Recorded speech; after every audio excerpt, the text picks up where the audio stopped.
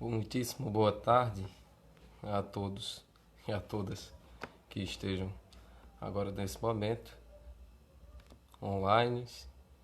Também minha saudação a todos e a todas aqueles que virem esse vídeo em outro momento. Paz e bem. E hoje eu quero fazer uma pequena meditação sobre o Evangelho do dia, uma coisa que eu já tenho pensado, refletido, se não seria possível, ao menos no domingo, dizer algo como que uma lectio divina para as pessoas que nos acompanham nas redes sociais. Bem, hoje tratamos de 3 parábolas no Evangelho: a do fermento, a do joio e a do grão de mostarda. Todas têm algo em comum: falar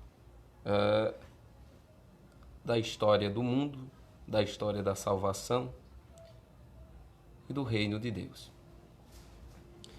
A problemática principal dessa parábola do joio, eu diria que é a questão do mal. O que seria o mal?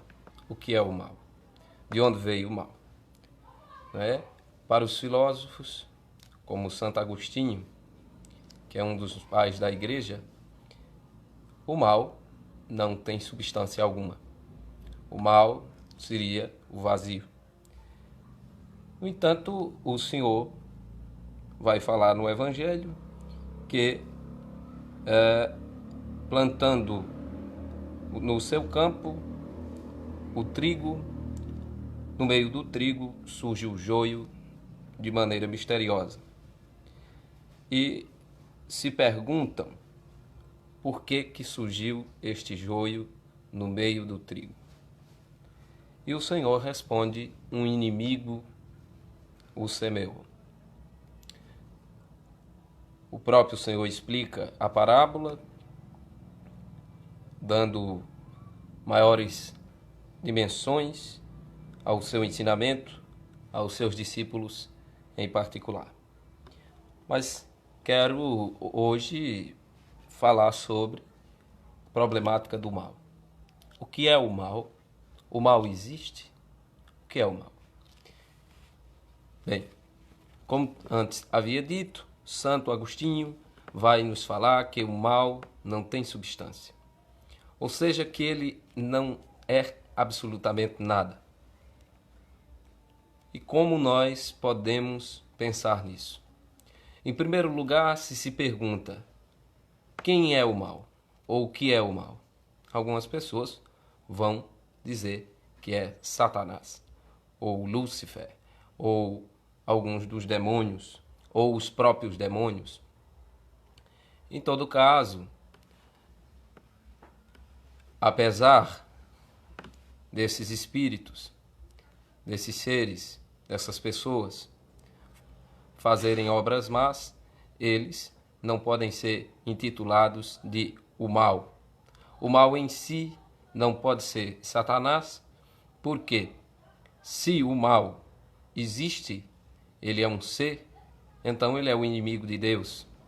Deus não pode ter inimigos, e não os tem, porque ele está acima de todas as coisas. Ora, se existir, como antigos filósofos diziam, uma força negativa e uma força positiva que lutam desde o princípio dos tempos entre si, isto seria o mesmo que dizer que existe um Deus bom e um Deus mau, assim como Platão ensinava, falando no Demiurgo, que era um Deus que tinha criado um mundo material e que o mundo material era mau e sombra do verdadeiro mundo, do mundo divino, do plano das ideias. Então, Santo Agostinho, falando sobre o mal, vai dizer que o mal não existe de modo nenhum e que não tem substância. mas nós vemos tantas coisas más acontecendo na nossa sociedade. Primeira experiência do mal que um ser humano tenha, por exemplo, eu, aos 12 ou 13 anos, não me recordo bem, vivendo a vida de criança, tive a minha primeira experiência com o mal, embora já tenha conhecido coisas más antes, quando meu avô faleceu. A morte é, portanto, um mal que para nós homens não existe remédio, o único mal sem remédio. Então, esta é a primeira experiência do mal. Mas o que seria este mal em relação à morte de meu avô para mim? Hoje, eu poderia dizer que este mal nada mais seria do que a ausência, a privação ou a falta de meu avô. A morte de meu avô se tornou um mal porque se tornou o vazio, a ausência dele. Logo, Santo Agostinho aí também está correto ao dizer que o mal não tem substância. Quer dizer, o mal é o não ser, é a não existência. Outro ponto que estávamos falando ainda há pouco sobre Satanás, de dizer que ele não é o mal, porque senão seria um antideus, não é? Um antagonista divino. Enquanto Deus é bom, Satanás é mal, é o mal. Então Deus é o bem, como diz São Francisco: Senhor, vós sois o bem, todo bem, eu sou um bem. Logo, Satanás seria o mal, todo mal, o sumo mal. E este pensamento não é real, porque senão, se o fosse, ele seria um outro Deus. Mas nós sabemos que não existe outro Deus. O credo dos israelitas, Shema Israel, Adonai Elohim, Adonai Echad, escuta Israel, o Senhor é o nosso Deus, o Senhor é um só Deus. Quanto a isto, sabemos que existe um só Deus e que ele é bom. Então, não pode existir um inimigo de Deus. Este inimigo de Deus, se existisse, seria um outro Deus. E não há dois deuses, há apenas um Deus. Portanto, Satanás nada mais é que uma criatura, certo? Um anjo, que Deus o criou como anjo e o tornou, e ele se tornou, de modo misterioso, mal. Então, ele age mal moralmente. O mal em si não existe, é o vazio. Quer dizer, eu te roubo e isto é mal, logo, se eu te roubo, eu tiro alguma coisa de ti, te deixo com vazio, portanto isto é mal. Eu sou casado, tenho minha esposa e alguém comete adultério com ela e leva ela de mim. Isto é mal, porque deixo vazio. Antes eu tinha esposa, agora não tenho mais. Então, eu digo a alguém que existe um dinheiro na minha carteira e a pessoa vai buscar e não existe nada. E isto é mal porque está vazio. Então, você pode observar o mal de diversas formas e observar que o mal é a ausência do ser, a ausência da existência, pois a existência é boa. No Gênesis, vamos ver Deus falando a respeito das criaturas. Que Deus criou o mundo e criou todas as coisas e viu que era bom. E por último, criou o homem e vê que é muito bom. Logo, todas as coisas são boas. A nossa fé cristã não vê a criação como um mundo mau. É claro que quando nos referimos ao mundo de forma vulgar, nós falamos do mundanismo e não da criação do mundo, pois a criação divina, ela é boa, tem de ser boa. Esta criação está sujeita ao mal, está sujeita ao pecado original, está sujeita à concupiscência da carne, está sujeita às coisas intempéries da vida. Mas a criação não pode ser considerada má. Portanto, a pergunta ainda fica: de onde veio o mal? O Papa São João Paulo II, ele escreve uma encíclica falando sobre o mistério da iniquidade. O mistério da iniquidade. Assim como existe o mistério da piedade, que é a encarnação do Verbo, o mistério da misericórdia divina, que se encarna, o mistério do amor, que é o próprio Cristo Jesus, o enviado do Pai, que se encarna no seio da Virgem e se torna um homem. Este grande mistério, o mistério da piedade, também existe o mistério da iniquidade. O mal não tem explicação. Quer dizer, é um grande mistério. O bem em si não precisa de explicação. Porque se eu, por um acaso, falar com um de vós e disser eu te amo, você não pergunta por quê. Mas se eu disser eu te odeio, você imediatamente pergunta por quê. Quer dizer, o mal precisa de explicação, o bem não precisa. Assim acontece na parábola do joio, quando perguntam, Senhor, nós plantamos trigo, de onde veio, portanto, esse joio? E o Senhor diz, um inimigo semeou. Evidentemente que, assim como já falamos, o demônio ou o espírito maligno é um ser criado bom inicialmente e que se torna mal, né? Como todas as coisas. O mal, portanto, não existe no ponto de vista material e substancial. Não existe substância do mal. O mal é a ausência do bem, assim como a escuridão é a ausência de luz, assim como a mentira é a ausência da verdade. Porque a verdade é o ser. O próprio Cristo vai dizer, eu sou a verdade. Então, Deus, o ser por excelência, aquele que é o doador da vida, o doador de todos os dons, ele que cria o mundo bom e que o inimigo semeia o mal. Portanto, nós temos que falar sobre o mal moral. Primeiro, é necessário saber o que é moral, não é? Moral seria para nós aquilo que está de acordo com os costumes, aquilo que está de acordo com as tradições e aquilo que está de acordo com as leis. O que seria correto, o que seria justo e honesto de se fazer. Então, surge três coisas aí. A moral, a amoral e o que é imoral. Imoral, nós sabemos que é uma coisa, por exemplo, uma pessoa em sã consciência andar pelado no meio da rua, isso seria chamado de imoral. Esse sujeito, portanto, está sendo imoral. Agora, se uma criança ou um idoso que esteja com Alzheimer ou uma pessoa que não está com as faculdades mentais saudáveis fizer isto, andar pelado no meio da rua, eles estão à margem da moral, essa coisa seria amoral. Então, até aqui sabemos o que é moral, o que é imoral e o que é amoral. E então nós nos perguntamos o que é agir mal moralmente. Então, este anjo chamado Lúcifer, ele, como uma pessoa, age mal, não é? Já com seu livre-arbítrio, pois os anjos também têm seu livre-arbítrio, ele age mal moralmente. Assim como o ser humano pode agir mal moralmente. Mas o mal em si é a ausência da graça divina, é a ausência do ser. O mal em si não pode existir. Portanto, hoje, nesta parábola, eu queria deixar esta mensagem, deixar bastante claro que o mal não existe, que o demônio não é o mal, mas um ser, uma criatura, e não um Deus, um antideus, um antagonista divino, é uma criatura que age mal moralmente. E que este mal que surge em nosso coração nada mais é do que a concupiscência de nossa carne, advindo do pecado original, do pecado de nossos primeiros pais, Adão e Eva.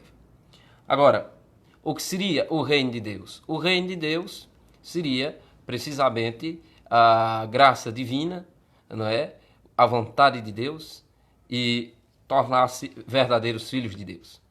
Então, há tantas pessoas que dizem por aí, todos somos filhos de Deus, mas não agem como Deus. Gritam, berram, somos todos filhos de Deus. E você poderia se perguntar, bem, somos todos filhos de Deus, pode até ser, mas Deus não berra, Deus não grita. E então nós observamos quem são os verdadeiros filhos de Deus e quem não são. Jesus Cristo, o Senhor, fala isto nesta parábola, dizendo quem são os verdadeiros filhos de Deus e quem não são, e fala sobre o julgamento final, como será isso. Então, aqui está um pouco mais expresso o que seria a problemática do mal e que este mal moral realmente, porque Deus criou um mundo bom, não pode ser de modo algum um mal que Deus tenha criado, pois Deus é inacessível ao mal e não faria nada mal. Então, nós vemos que o mundo é bom, que a natureza é boa, que os homens foram criados bons e que todas as coisas são boas. Então, nós podemos observar ainda um pequeno exemplo tirado da filosofia, de que, por exemplo, as coisas não são más, por exemplo, uma faca não é má, não é? Mas as coisas não são más em si, são sempre boas. O mal está no uso que fazemos das coisas. Como, por exemplo, uma faca que você pode ferir um seu irmão com esta faca, ao mesmo tempo você pode preparar uma boa comida para todo mundo com esta faca. Então, as coisas não são más em si mesmas, sem dúvida as coisas não são más, mas apenas mal é o uso que fazemos dela. Este uso seria o mal moral. O mal moral, portanto, existe. O mal moral, portanto, existe. Mas o mal em si é vazio, sempre vazio. Enchamo-nos da graça de Deus para que possamos ser verdadeiros filhos de Deus, sermos considerados dignos de ser colocados dentro dentro, como diz Cristo Senhor nosso, dentro do seu depósito, dentro dentro do céu, dentro de sua casa, né? Na sua colheita divina. Ainda vemos também, falando sobre o reino de Deus, sobre o reino que é a igreja, como disse um grande teólogo, uma vez falou, até com certa tristeza, dizer que nosso Senhor Jesus Cristo veio ao mundo trazer o reino de Deus, mas o que se deu foi a igreja. Né? Até um fundo de desgosto, diz o Papa Bento XVI, em um dos seus livros, que até com um fundo de desgosto, este teólogo fala do reino de Deus.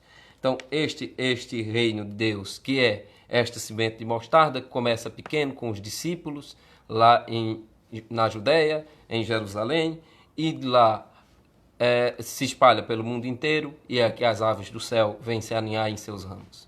Então, este reino de Deus é de fato a igreja, da qual nosso Senhor Jesus Cristo está falando. Então, ainda se fala do fermento.